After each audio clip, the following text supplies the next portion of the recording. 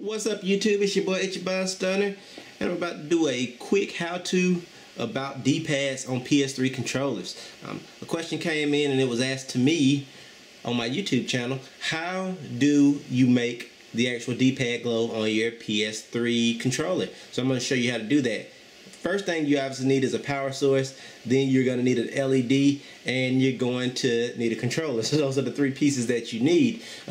In my particular case, and I will show you guys by firing this controller up, I've actually got a switch on mine, an on-off switch, as you can see right here. So if you hit that switch and turn it on, you actually get a color changing LED. So that's nothing, that's wow, because that's what it's supposed to do. But I've added a color changing LED, which is why I have that result. But you don't have to do that. You can actually wire this thing up where you don't need to put a switch here, so your controller can be completely factory on the back, no buttons. This was a rapid fire kit that I disconnected that was on this controller, as is this button here. But you can wire this up where you don't have any of that stuff, where the only thing you have is just the button that lights up. And what you can do is you can wire it into a power source without having on-off buttons, so that when you turn the controller on, much like the actual PS button here, this will light up and do exactly what it does when I turn the switch. But I'm going to take this controller apart for good measure and kind of show you guys what's inside of it. We're looking at something very particular in this video. A couple of you guys have asked for a D-pad, my how-to video, and so here it is. If you look at this particular video, I've got a LED light going directly through the center of the plastic that houses the D-pad, and this is a really simple mod, and I'm going to start off and show you how to mount the LED first, and we'll kind of just go from there and feel our way around. So if you look, the first thing that you need to do is pick your LED size. If you look here, I've got two different size LEDs, and it really just depends on what you ultimately want to do. I like the 5mm the best for a D-pad mod because it shines the brightest, and you basically need to take a piece of sandpaper or something and frost this over, or purchase frosted LEDs, and then you need a drill bit and a drill, of course. And what you'll do is remove this piece of plastic from the inside of your controller, which will require a full disassembly of your controller, and then you'll need to drill directly through the center of that. Very important, make sure you start the hole smaller than the LED, so you can make sure that the LED has a really tight, snug fit. That is going to be crucial, because if it's too loose, you're never going to get the desired effect. Once you get the desired effect, get your glue gun ready, because you'll need that as well. And you want to stick this guy just slightly through the center of this actual piece of plastic. And if you can look right there, you can see it there. There's a side profile shot of it. It's just slightly through there. And that's what you want. And you only need it to be slightly through there so you can actually make this controller D-pad function. If it's too far, it's going to jam the D-pad up, and you won't be able to directionally push buttons on the D-pad, which will cause your controller to not function. Once you have that fitment correct, you can go ahead and put your controller back together, and that's, and you're doing pretty good. So stand by here, guys. I'm going to put this thing back together, and then I'm going to talk about actually wiring up the LED. Alright guys, so check it out. I've got everything back together now, and I've got everything seated. The next thing you want to do is just do the normal, make sure everything is working and in the right spots, and then you're golden. So at that point, you wouldn't have any of these extra wires that I have here, because I've also got wires running to all of my face buttons that run the rumble packs for a different mod. This actual controller had 4 mods at one point. It had a rapid fire, it had the face buttons to rumble, and it also had an on-off switch for the D-pad light. Then it had the center LED wired directly into a power source. You're not going to do all that in this particular video. What we're going to talk about strictly is just lighting up your D-pad. So now that you've drilled the hole, you got it set, you've glued it in, the next thing you need to do is attach power. If I were you, I would go ahead and attach 2 wires, and you can do the same color like I did here. Let me push in. You can do the same color like I've done, or you can do separate colors. It's really up to you, but it doesn't matter. And once I'm sure that I have power to my controller, like I know I have power right now because I can see that PlayStation light lit up. All you need to do now is grab you an LED light and check. And I think the bottom is negative and the second one is positive. So the first light from the very first light here, I think, the very first point here is negative. The second is positive.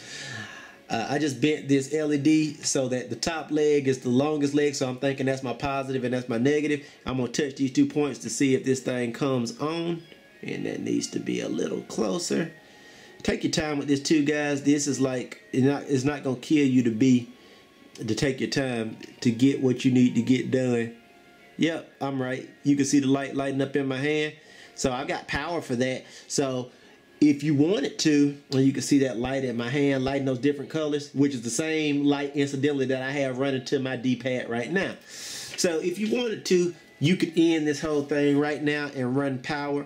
And what you would do is run a negative here, or yeah, run a negative to the bottom, run a positive to the top if you have this controller, and you'd be done. So when you turn it on, your D-pad would automatically light up, and boom, mod is complete. What if you want to add a button? We'll get into that in a second, and we'll also get into what if my controller doesn't look like this inside, because a lot of the new controls look a little different. That's why I told you to do what I just did. All you need to do is either plug your controller in through the top. Let me move this so I don't flip all over the place. Plug it in through the top here to a USB source, or put the battery back in and bend these arms and just test it on different points on the actual PCB board to make sure that you get power. Generally, your power ports are either going to be on either side or on the bottom on one side, and that's where you get your power from to power these LED lights. I'm not using a resistor because these really don't pull off enough power for me to need one, I found, and I've done 100 of these mods or more, never had an issue, so I just stopped using them. But if you want to use them, you're more than welcome to do so. In order to wire this LED light for the D-pad into an actual on-off button, is we have a shared negative button here, which is on the bottom point, and we have the one negative point going up to the LED light. We have the other negative point going to this, hooked up to this actual button here. On the positive side, we have the actual positive from the LED going to the button, and then there's a third point. That positive point, which is on the very, I'm sorry I didn't show you, is on the very end, is going to the positive on the actual PCB board. So what you have here is negative on the outside, positive on the outside, positive on the inside, running to the positive port on the actual button, on the actual LED, excuse me, that's connected to the D-pad. So when you actually fire it, you'll get what I'm getting right now, which is the LED light, and that's absolutely what you want. And then when you turn it off to the other position, it goes off. Now that's if you actually want to use a button. If you're not really used to doing a whole lot of controller mods and you want to do this mod, my suggestion would be just to take a positive and negative from this actual LED light here. Once you've mounted it, find power here and just have it set to where when you power up the controller, the LED light runs. You'll get the same effect and it looks cool.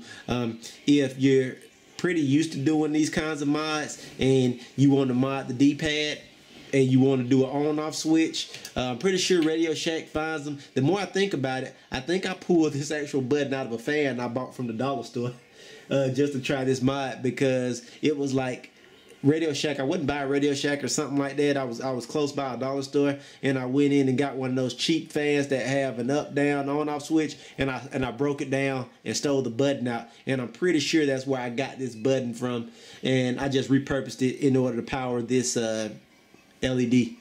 This should, I think, be able to get you through doing this particular mod on the controller. It's not very hard. It just ultimately depends on if you want to have an on-off switch or not. And I chose to have one just because I was in an experimental mode. If this is my only PS3 controller, I strongly recommend just finding a power source, and I showed you how to do that. Take an LED, You got your longer leg, you got your shorter leg. Longer leg's your positive leg, and fish around on the back of a controller until you find your positive and your negative points. And when you find them, it will light up. And like so. One more thing, just before you guys go, just wanted to show you that I actually just put it back together.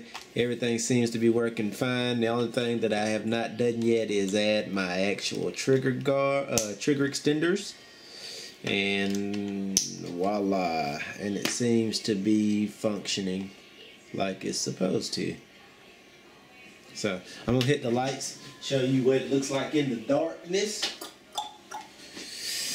And we've got a actual PlayStation button that's got some crazy going on. So we got a PlayStation button, and we've also got a D-pad that's lit up and a number 1 indicator. So this is kind of what yours will look like, unless you go with a LED that doesn't change colors, and it'll be whatever solid color you want. I just bought these off of eBay, these LEDs, and when I say just, I bought them over a year ago. But they've got different colors, and I thought that looked cool for me, between the red and the actual blue.